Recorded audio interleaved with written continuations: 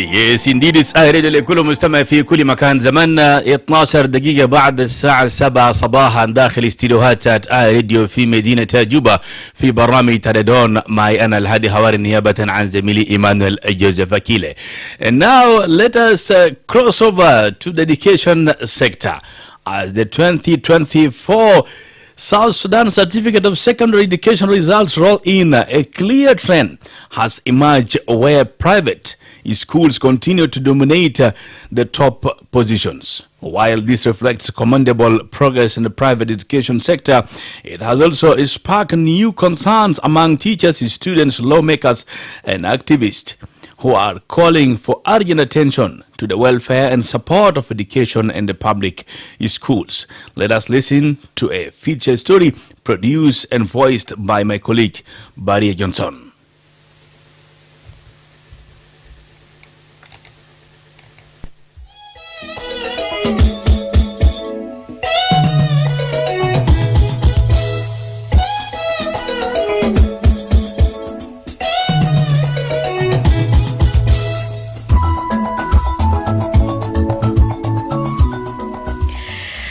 As the 2024 South Sudan Certificate of Secondary Education results roll in, a clear trend has emerged where private schools continue to dominate the top positions. While this reflects commendable progress in the private education sector, it has also sparked renewed concern among teachers, students, educationists, and lawmakers who are calling for urgent attention to the welfare and support of educators in public schools. On 20th August 2025, the Ministry of General Education and Instruction officially released the results of the 2024 Certificate of Secondary Education examinations. This came nearly 8 months after Senior 4 candidates sat for their final exams in December 2024. This year's top positions were dominated by students from private schools, with most of them based in Juba, Central Equatoria State. However, the best performing student came from a private school in Jonglei State. In response, teachers in Juba have voiced concerns over the state of public education, especially the welfare of government school teachers. George Kenyi, head teacher of Juba Day Secondary School, said this trend is not new. He emphasized that for years, public schools have struggled to compete due to systematic challenges affecting teachers' performance and morale. According to Mr. Kenyi, many qualified teachers employed in public schools are also working part-time in private schools, which compromises their commitment and effectiveness in government classrooms. He stressed that motivation is key, stating that when a teacher is not motivated, the quality of teaching certainly suffers. It has been a trend, yes, for a long time that private schools have been dominating the top 10 or the success story about the national examination countrywide. I think it's related to many factors, of which, first of all, in public schools, of course, teachers are humans, and they, of course, are also running their own lives. Therefore, while they are carrying on with their duties, they need also to be cared for. And therefore, sometimes you find that it is always they are thrilling in terms of performance in their schools. You find that in public schools, most teachers are to sustain life, and most of the teachers in public, they are the ones who are part-timing even in the private schools, and therefore you'll find that since in the private schools they are given more privileges, then you'll find that they will of course give a lot of input there. While when they are coming to their original schools, they will be returning when they are all exhausted, mostly. Therefore, it becomes a problem. Number two, of course, morale. When somebody is teaching and is not very motivated, you'll find that what he is going to be giving is not going to be of very high quality. But in terms of qualification, of course, most teachers in all these public schools are very qualified. They know what they are doing. But the problem is sometimes the irregularities and following most schools, the calendar is not exactly followed. You'll find that a lot of teachers will be running other things that may, of course, cause them to miss lessons, and therefore the calculated 200 teaching days will, of course, not be enough. And therefore, of course, the student will not be performing as it is wanted. I think these are the major things that are making the private schools to go beyond, because being a private school, I think it is, of course, a company. Therefore, you find that the ownership of the school will be caring for the teachers so that they give more input to their students. Echoing similar concerns, teacher Margaret KG emphasized that without meaningful improvements to teachers' welfare, private schools will continue to dominate national examination results. She pointed out that the disparity in performance is closely linked to the working conditions and motivation of teachers in public schools. According to KG, reasonable and timely payment of salaries will be one of the key solutions to this challenge.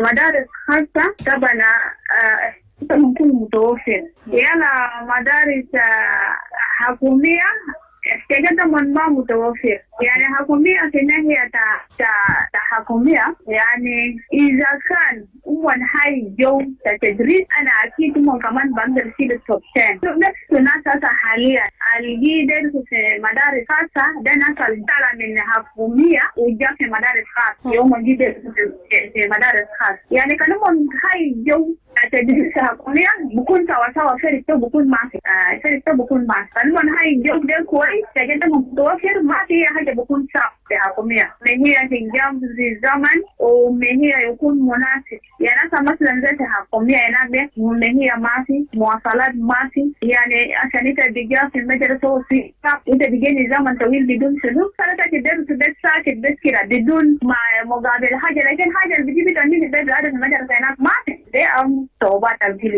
Duodeng, a teacher and education advocate, highlighted the issue of inadequate staffing and limited resources in public schools as a major factor contributing to the continued dominance of private schools in national exams results. He noted that many public schools struggle to maintain consistent teaching schedules due to shortages in personnel and essential learning materials.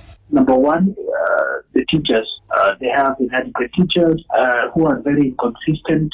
Most of the time, they don't attend classes regularly, and they are not strict on following up with student progress, especially at the senior level. So these are some of the main problems that are facing them. They also have the issues of inadequate resources, learning books, materials. In the case of sciences, they do not have apparatus, practical apparatus or chemical reagents, which at some time are at the disposal of the private schools. So these challenges poses the risk of them learning, let alone competing at the national level or at the national exams quotas. For her part, Clementina Kiden, head teacher at Jubawan Girls School, has added her voice to the growing concern over the challenges facing public education in South Sudan. She pointed to inconsistent salary payment as a major factor undermining the performance and stability of public schools. Teacher Kiden further noted that many public school teachers are compelled to take on part-time roles in private schools where payment is more reliable. This, she explained, often leads to divided attention and reduced teaching quality in government schools.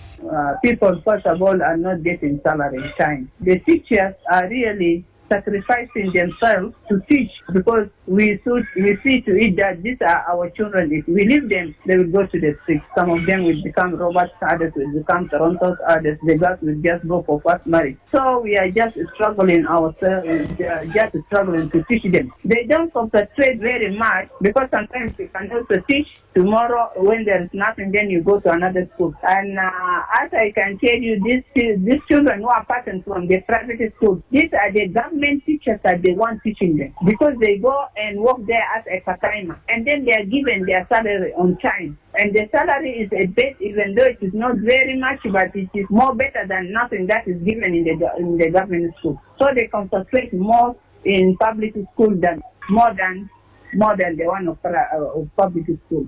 To address these challenges, Kiden emphasized that the responsibility lies solely on the government. She called for deliberate and sustained efforts to improve the welfare of teachers in public schools. Let the government have mercy on these people. People stay for 1 year and 7 months, or 1 year and 5 months, or 1 year and 6 months, no salary. What do you think?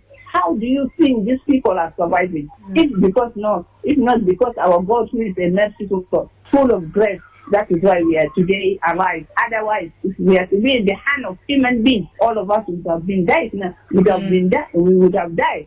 Even we would have dry. Even all the trees would dry. Because if there is no water, you pour for the tree, and the tree will not survive. Then God is the one now making us to survive. How can you just say you have children? You yourself, you want to eat. Your children want to eat. Their children want to go to school. And people are now working. People are going to the offices. You don't know how what is facilitating us to go to the office. It's only God knows. Students in public secondary schools have also voiced concerns over the persistent challenges affecting their academic performance. Among the key issues raised is the lack of essential teaching materials, which they say severely limits their ability to learn effectively. In addition, the students highlighted the inconsistent presence of teachers, attributing it to delayed or unpaid salaries. This, they noted, disrupts the learning process and contributes to the widening gap between public and private school outcomes. They urge the government to prioritize and strengthen support for public schools nationwide, emphasizing that sustained investment in education is essential to improving learning outcomes and ensuring equal opportunities for all students. My name is Isaac Jalan. The students from the public school is we are facing a lot of challenges. The materials for our reading materials are few, like maybe we don't have like those laboratories, those things like for experiments.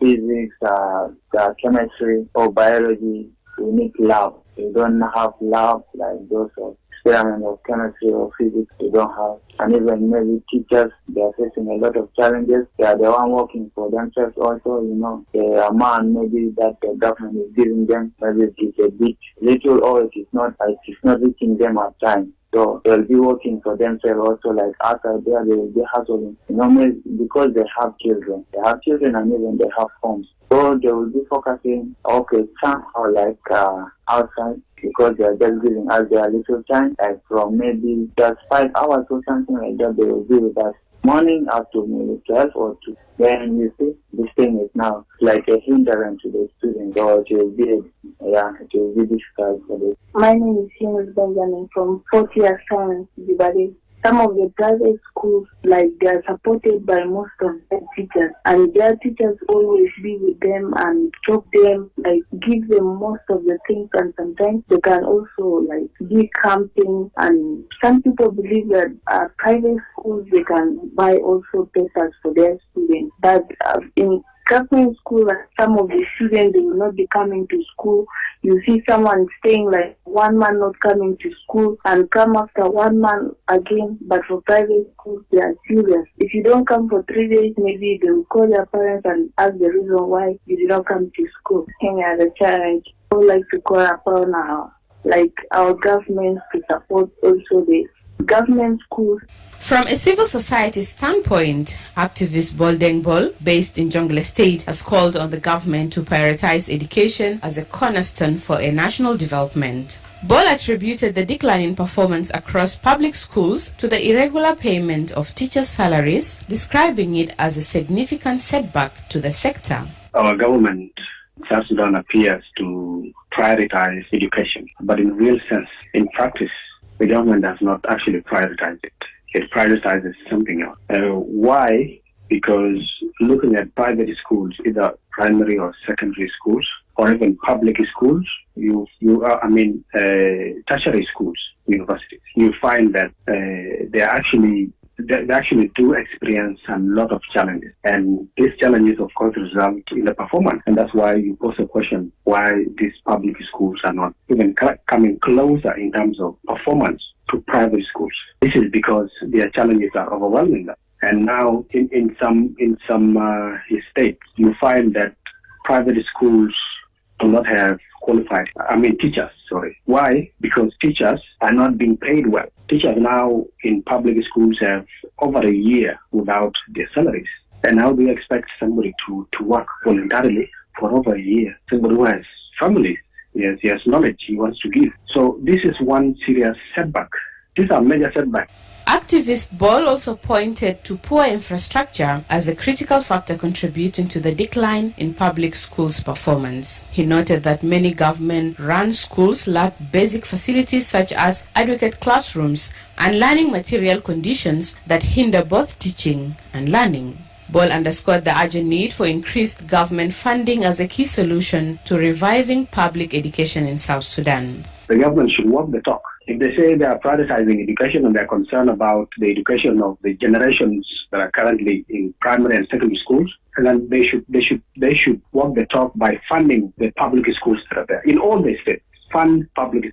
We don't see them. Nobody is there. No infrastructure is there. No, nothing is there. So what should be done is to walk the talk. You want more public schools that are functioning, that will perform very well. You have to give them the necessary support they need. Infrastructure, make sure the buildings are there to sustain and to be conducive for the learners. Make sure the teachers are paid. Yeah. Make sure there is a charge so that more improvements are always done.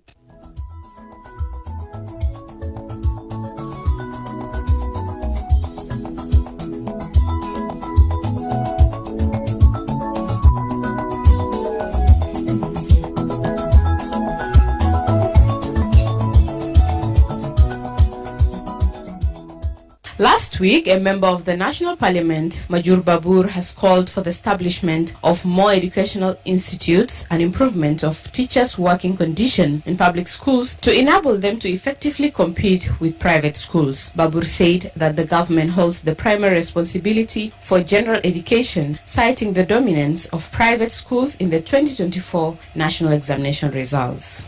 General education as a whole is our responsibility as a government. There is no way out. Though we license some of private schools, they should not be the dominating group, because the government has objective why we are educating our citizens up to secondary school certificate level, because we want to produce citizens who know why they are there, citizens who love their country, citizens who are ready to sacrifice, and all these are objectives of any government. So we cannot leave it entirely to private institutions. Should that be the case, then we need to come back and examine why are they leading. Well, we don't say that we discriminate the private education, no. But they should not be a leading factor in education, be the one. So for us to remedy this, we need to establish institutes of education. Some are working.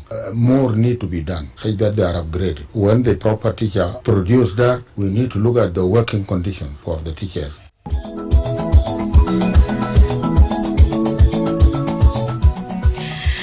As we have heard from teachers, activists, MPs and students, the challenges facing public schools, especially around teachers' welfare, salary consistency and resource allocation, are deeply intertwined with student performance and the future of education in South Sudan. The voices we have heard today, echoing from classrooms, are calling for urgent government action to address the challenges facing public schools. Their plea is simple yet powerful. Support public schools, invest in teachers, and prioritize education. Stay tuned for more stories that matter. I was with you, Barry Johnson. Thank you for listening.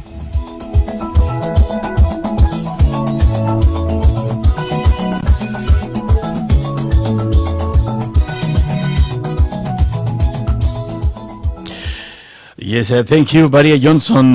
For you there as a listener of iRadio, what are your thoughts on the concern raised by the teachers, students and activists on the state of public education in the country? سمينا لزميلة باري جونسون عن موضوع بتاعت تفوق المدارس الخاصة على المدارس الحكومية.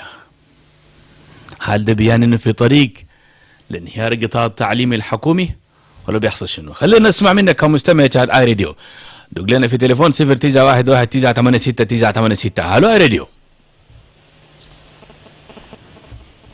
Yes, hello, good morning. Hello. Yes. Alhadi, Hawari, William. صباح الخير يا ويليام. يلا جبت سمع سريع جدا يعني أكثر ما جاء جونسون. نعم تفضل.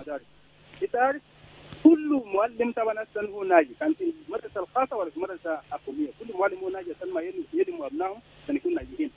عشان تعرف البناء المدارس الخاصه ده في بعض جزء منهم من مدارس الحكومه هم قياسي مره بجاي لان ما في هنا كويس هم قياسي يمكن 3 يوم 4 يوم يمكن تبغى ولا بلا بلا يمكن في مدارس الخاصه ده ذاته وبعدين الناس هناك تلقى جمعيه في لا انت هو قاعد ما فينا ما في اي حاجه المواصلات ما في هو ذاته بيمشي مره الحكوميه الخاصه يودي للجماعه كمان بيلي هناك الناس بالنجا يعني ما مدارس زي الخاصه غلط نجا عند المعلمين بتوعهم فقط جزء منهم معلمين الحكومه ذاته هو بيساعدوا نفسه بيمشي يجي الورنيك يجي مره الخاصه وما بيعلم لانه الوجه بتاع ما ساعد له ما ده تلاقي هنا بالخالص اصل ما يديك كمان تعليم بالكامل كفايه في مدرسه الحكوميه نعم في مره ده يكون بلقى راحه كمان انك ثقيل يعني هو بلقى راحه بلقى المصروف بتاعته نجي راح مره ده في ثلاثه يا بلد.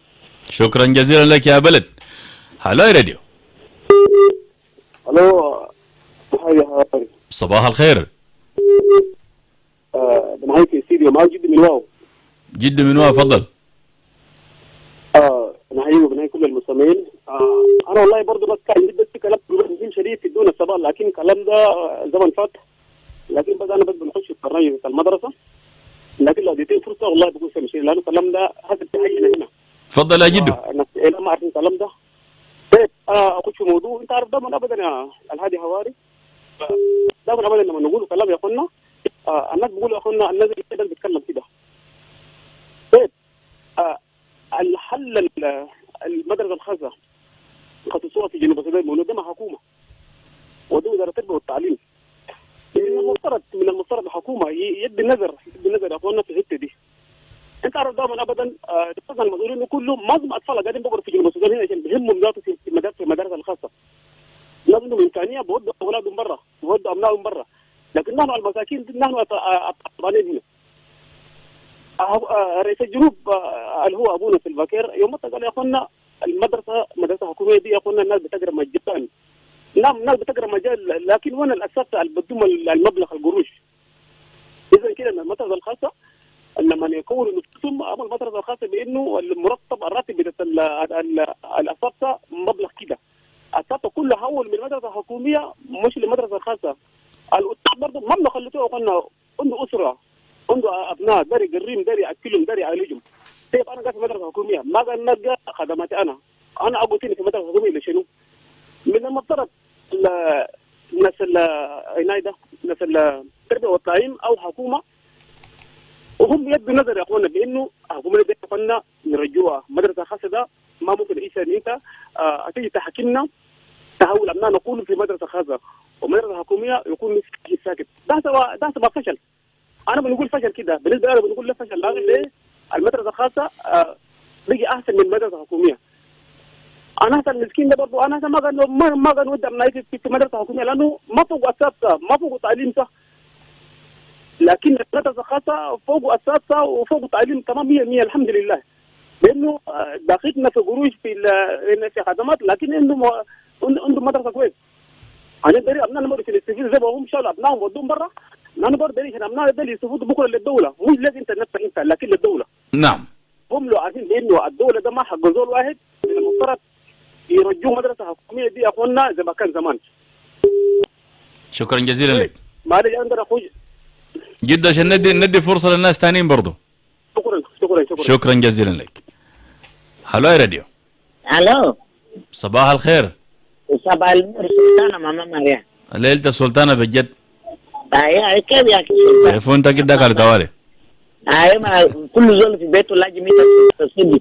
تفضل. لازم يتفتح انا تاكل قدر ريال. نعم. انا دائما نقول كلمت مدرسه حكومه انا قال يا فانا يا رئيس تنا نائب رئيس منو كله ناس كبار عندك اللي اسمع كلام ده كويس مدرسه كلي يكون مهيئه ده محله كله صار مهيئه مدرسين نمرة 2 مهيئه تا دكاتره ده دايما انا مني كم سنه انا بقول مش كلام ده عشان شنو مدرسه بعلم دكتور بيطلع مني استاذ يا بعلم دكتور استاذ يا بعلم رئيس لكن بيطلعوا مدرسين كانوا نفس اللي ما عنده فايده ده نومن كانوا لكن هو رئيس ده طلع كان ما استاذ رئيس ده جات ما في وكان ما أستاذ دكتور ما في عشان كده دكتور ده عشان بيلاج أنا مدرسة وبيلاج أستاذ جاته أول ما هي للمدرسين ولدكاترة يلا باقي الناس كله بيجا بورا كل ما هي يكون فيه يلا مدرسة كاس أنا قال حكومة كله كتو أنا تو فتح أنا تو تمام في مدرسة كاس لأنه من جاتو قاموا للناس كلام علي دروس غير فوق تيرو حاجات يدو على ما جنتا كله حكومة تابعوا من جاتو كل ما عملوا كده كلام عملوا بيقولون جنون تجنون السودان مدرسة كاس بنا بطال وكويس لأنه سنو وبعلم تعلم ده كويس ما في مشكلة ومدرسين تاعنا كان جوا دي مية دي والله بعلم كمان أصلا إن كان دير أول زول اللي جانا جات من مدرسة حكومية لأنه سنو ده مدرسة حكومية الجنوب كامل كله جنوبين الدولة يلا ما ما ممكن يلا كله كما كان فتح أنا تو كويس فلا كلام ده ونسوا على هذه يا ولدي لا جوا نسوا لكن عمل ما في ربنا فيه ربنا فيها ماما ماريا ما أصلا كلمة ربنا في بس إنه كتروه باتت إذا نادي أرفع فوق في حاجة بيجاب عليه بس كلمة ما استغنى ربنا فيه شكرا لك ما في كلام يس هلا يا راديو الحادي حواري صباح الخير صباح النور أهلا وسهلا أنا أليسون ملكية أليسون من ملكية أليسون زي بعيد ميلادي تاك عشان نباس مين تكويس تباس معنا كمان أليسون من ملكية وكلام بتاع التربية ده حاجة مهم كاليس لأنه أنا برضو طبعا أنا أستاذ أنا بدأ شغل تدريس من 2002 في رجاء Educational Center for the Blind. So تعليم ده مهم خاصة ذاته لفيجوال امبيرد المركز التعليم ده بس واحد في جيبه ده يقولوا نعم يوم تاني تبي يلقوا مركز ده بس واحد في يقولوا ده في جيبه ده وجنوب السودان ده كله ما في مركز ثاني تعليم لشنو مكفوفين ما في so وتعليم ده مركز ده أساعدنا مثلا لو كان أنا ذاته يعني كان أنا بيكون وين ذاته وهسه في باقي ناس تانيين لأنه كان بيكون وين so مركز ده واحد في جيبه هنا معناته في باقي وين وحتى في إدارات الثلاثة ما في مركز لمكفوفين يدرسون سنهم برا في المدارس ما في so ده حاجة مهم كهنا أجل الحكومة فتح هنا في الكلام ده يلا باقي مدارس الحكومة أجل مدارس الحكومة هيك اللي يكون كتير في الدولة ما مدارس الخاص هيك اللي يكون كتير لكن مدارس الحكومة هيك اللي يكون كتير وكل حاسين شنو وده بتاع معلمين أنا معلم هنا من صرفنا هنا في سنترال كتير من صرفنا من هي شهر ثلاثة من هي شهر ثلاثة الهادي حواري وهذا الآن هنا ما صرفنا تاني كده عندك فكر ناس زي من بيجي كيف من كان يفكر ذاته ناس ما في حكومة كده من فكر كويس يعني حاجة القام والنفس توياسي دي شو أنا ما أعرف كده من فتح هنا للمدرسين كان تعليم ده يا حاجة مهم في الدولة كان ما فتح هنا تناس ناس ما بعرف حاجة التعليم ده والنور so أنا بطلب من الحكومة بتاعنا خاصة سيرفيس كلاس ده اللي فتح هنا يسفين لاقوما مدينة تومن ده كله كلهم كله بعض شديد في التعليم ده دير بيساعدونا دير بودي موتيفيشن للمدرسين دير بيجيبوا حاجات بتاع مدارس حتى كان قال تعليم المجاني ده كله بيجيبوا حاجات معدات كان تباشير ولا كان شنو حاجات تفيجوال امبير بريل كله بيجيبوا مكانات بريل حكومة كله بيجيبوا وايت كينز كله بيجيبوا شكرا شكرا كثير هناك أستاذ أليسون من ملكية. There is some messages من listeners بتاعنا. في رسالة من يور دنجوم بيقول good morning I radio and all the listeners across South Sudan. I am watching you from Lithnum headquarters Apuk Gertik Warabi State. Thank you there your. في رسالة تانية من أموي كواج أوين. Let the government give the salaries to the teachers to motivate them in order for the teachers to give the quantities knowledge as well as quality knowledge. Otherwise, yes, في رسالة تانية بالعربي من فرانكو سيبت بيقول اختلاف من حيث جودة التعليم والاعتماد الأكاديمي والإداري والمالي هي ركيزة أساسية للنجاح. طالب لأنه معظم مدارس الحكومية بيفقد بنية تحتية متكاملة وتعاني الندرة بتاعت ماكل المشرب والعناية الصحية للإنسان. معلم مدرس بالإضافة إلى عدم صرف معلم بدرس بالإضافة إلى عدم صرف استغراق رواتب معلمين في مواعيده وغياب دور مجلس الآباء ومدارس الحكومية حتى يقوم بدور فعال وتشجيع معلمين ومعلمات المدارس بقيام بالواجبات المنوطة بهم. ثالثا لا يوجد داخل مدارس في جمهورية جنوب السودان معاملة الاختبارات العلمية. من هذا المنطلق نطالب من خبراء التربويين قيام بالإصلاحات داخل مدارس الحكومة. شكرا لك. في تشيو كياك ملوال بيقول good morning Alhadi Hawari, I'm watching you live in Korumla 1. Thank you there تشيو ملوال. نعم نشيل بعض من المكالمات. هلو يا راديو. Yes, good morning. Alhadi Hawari, good morning. Good morning David Mogok. My brother, when we talk about education, first of all, education is business. You are taken to school by your father to pay the money as a school fees. When you graduated, you will go and work and it will be called salary. Now the government say that education is free. In economics, they say that there is no free cost. If the government say that the education is free, do they think that the teachers will teach free? It will not be there. Private schools, they don't have problem. They are just hiring the teachers. You are contracted to teach at the right time needed, and you are given the money the right time you want. That is why you have seen the private schools are booming and they are going ahead. My request now to the government, the Ministry of General Education must be handed over to private schools because they are not functioning now. Because it is called Ministry of General Education. How Wazara Terbiya wa Ta'lim. Yani madaris al-hukumia amulu madaris al-masaki. ويا ناس اللي يكون قروش يابودوا يالف مدارس الكاس عشان مدارس الحكومية ده بيجا ما شغال. أساتذة ذات بدرس مدارس الكاس ده نفس أساتذة بتاع حكومة. إنت بيجي بس تكتب اسمك ناس يساعد وتفوت تمشي درس ناس مدارس الكاس عشان مال ده ما فوق أكل ما عنده فطور ما عنده شاي ما عنده ذاته في يوم 30 وين الرجال بتاعك ده يأكل في بيت. إنت بمشي درس مدرسة الكاس هناك وأكون بقول قال مدرسة مجان. هل الأساتذة ده بيدرس مجان؟ الأستاذ ما بيشوف. وزير قاعد مكتبته عنده قروش بشرب شاي بأكل فطور وعنده قروش بعدين يعلو في بيت. الأستاذ اللي بيدرس يعلو بأكل شنو؟ ده حاجة الحكومة داير يشوف الأستاذ في وزارة. ما يقولوا قال مدرسة مجان. وأستاذ ما مجان. وأستاذ ما أبوه كان قاعد يدفع قروش يعني يضربوه في مدرسة. الحاجة الحكومة داير يعملوا المدارس كله كلي يكون مدارس الكاس كلي يكون يكون بدون مدرسة. لو ما في حكومة يشوف برنامج بتاع مدارس بس يجيب قروش يجيب تعيين يجيب أي حاجة الأساتذة في يوم 30 أو يوم 25 لازم الأساتذة يكون عندهم حاجة. لو بيجا ما في كله خلاص مدارس كله حكومة يكون مدارس بتوع حكومة المدارس يكون مدارس الكاس بس ما يكون في مدرسة حكومية.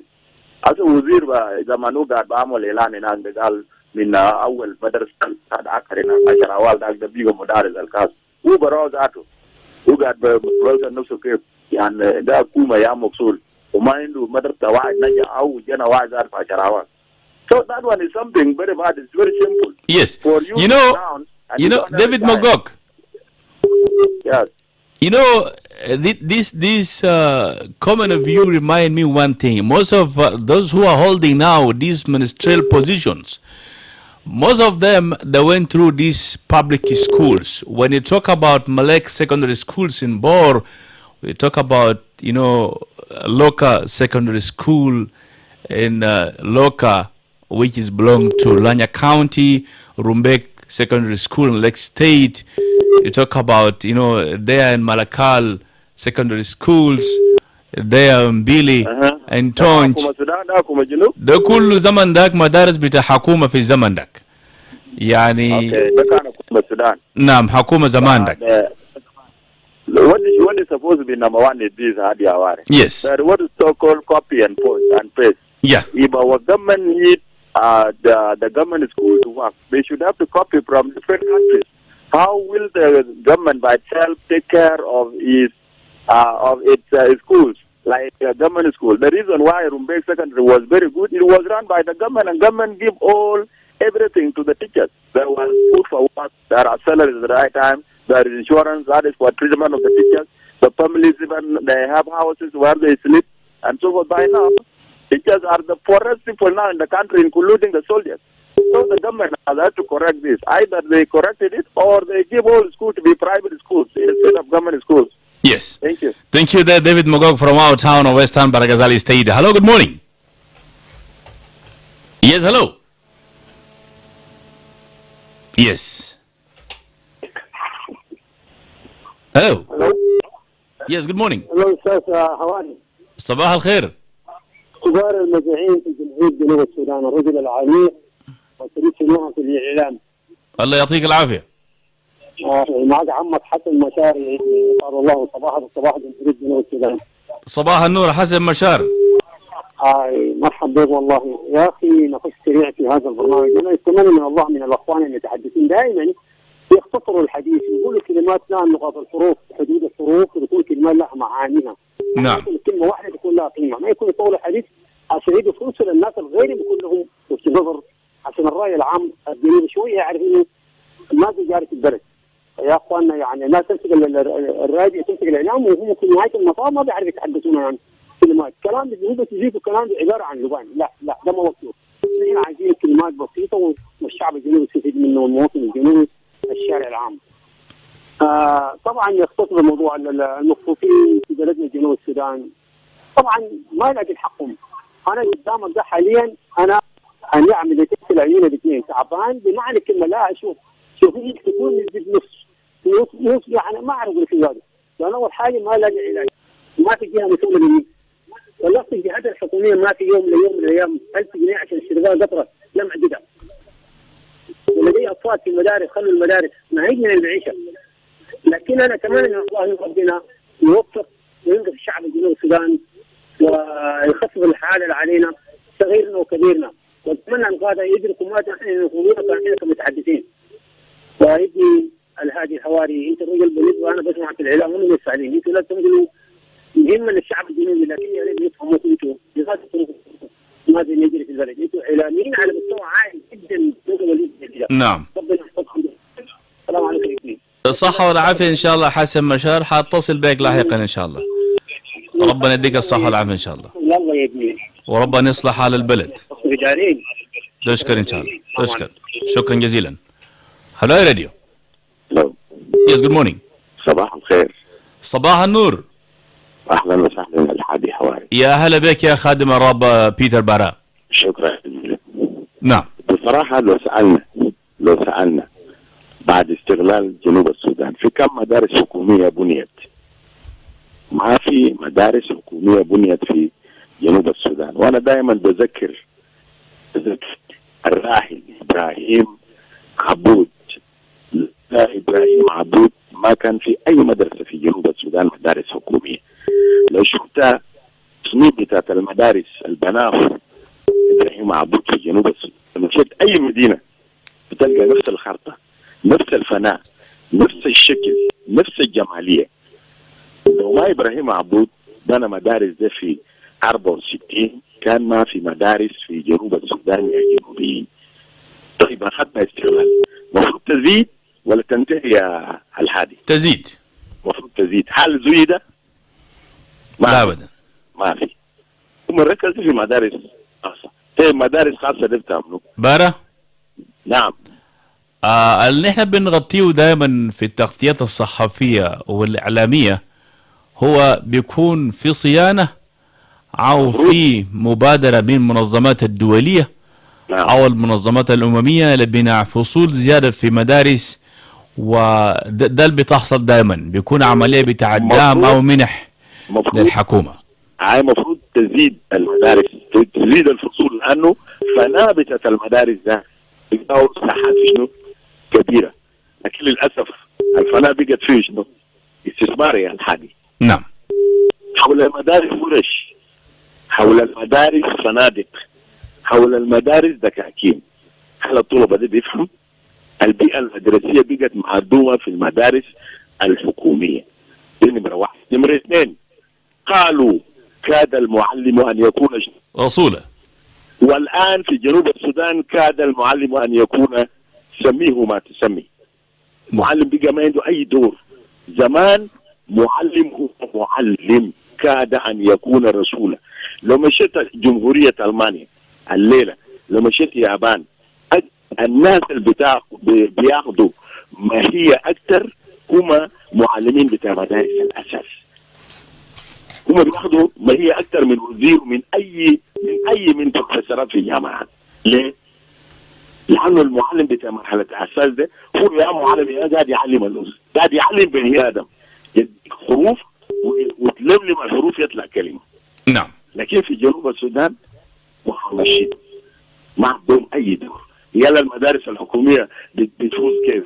مدارس حكوميه زمان احنا في الابتدائيه عندنا مكتبه يا الحادي، امشي في اي مدرسه حكوميه ما في مكتبه، عندنا مكتبه.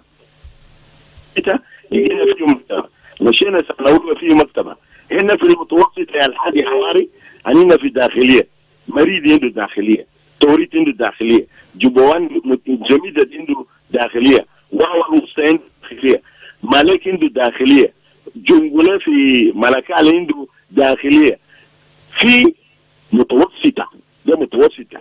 مشينا ثانوي هنا كلنا في داخليات. فيها كان في تفوق في المدارس الحكوميه الحادي، لكن الليله صفر، معادله صفريه.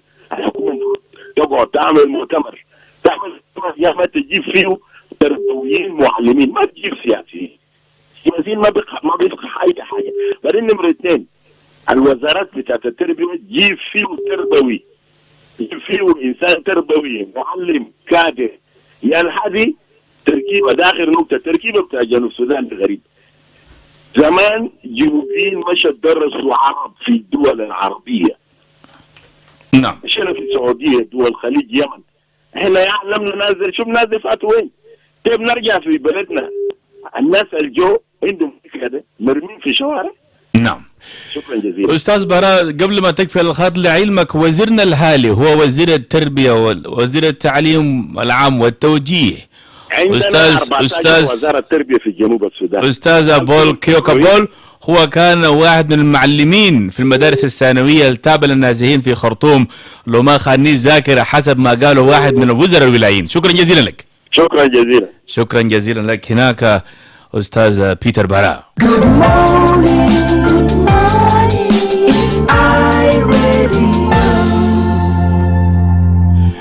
Yes, good morning. Is I ready لكل مستمع في كل مكان. Now let us cross over there to Western Baragazal State, specifically to Raja County, where authorities and local communities have launched the rehabilitation of internal roads within the town aimed at improving internal connectivity and access.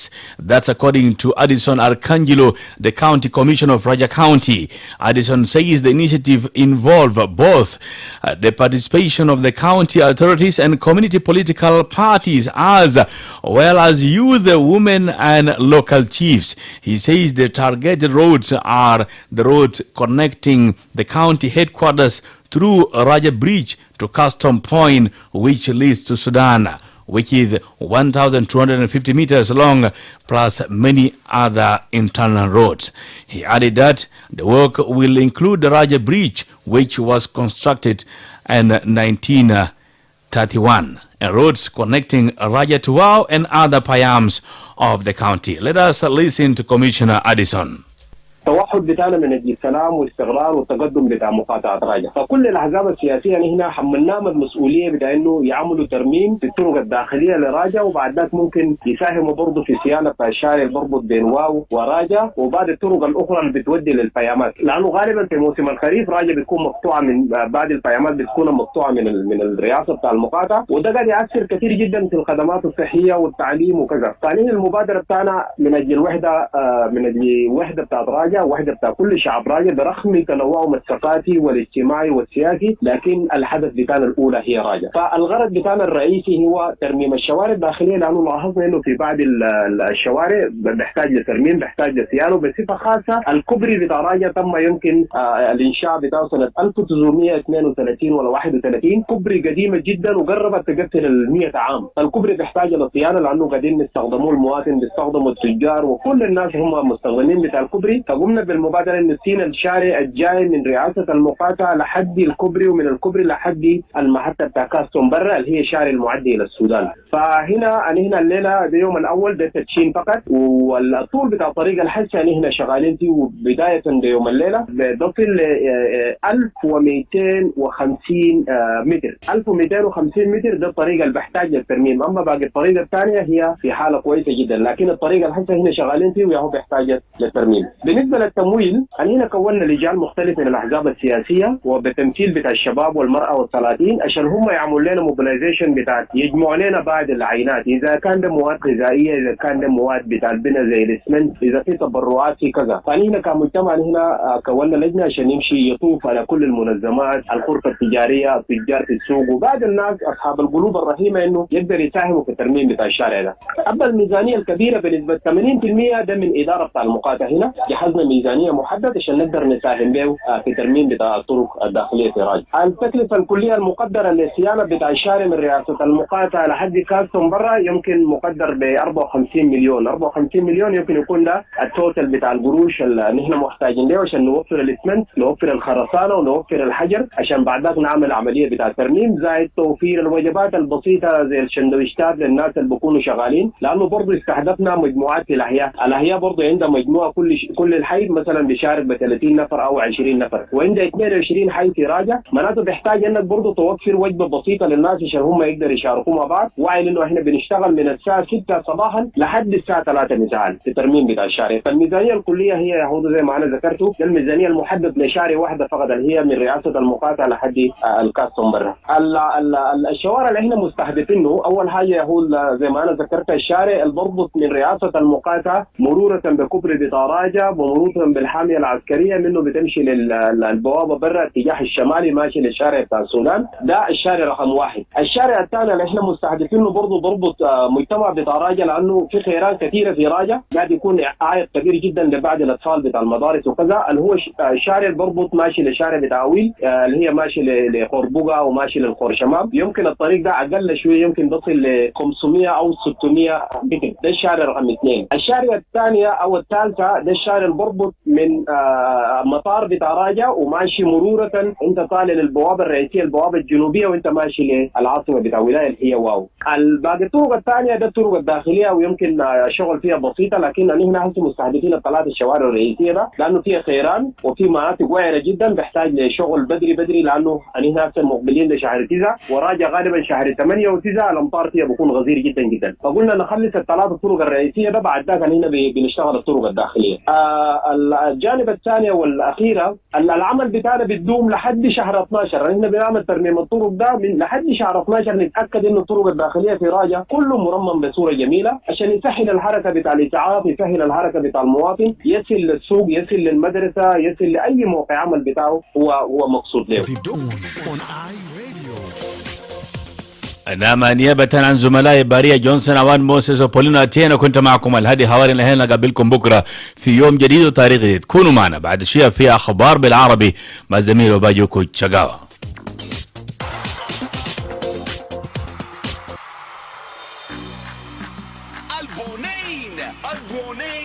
Albonane, always at your service.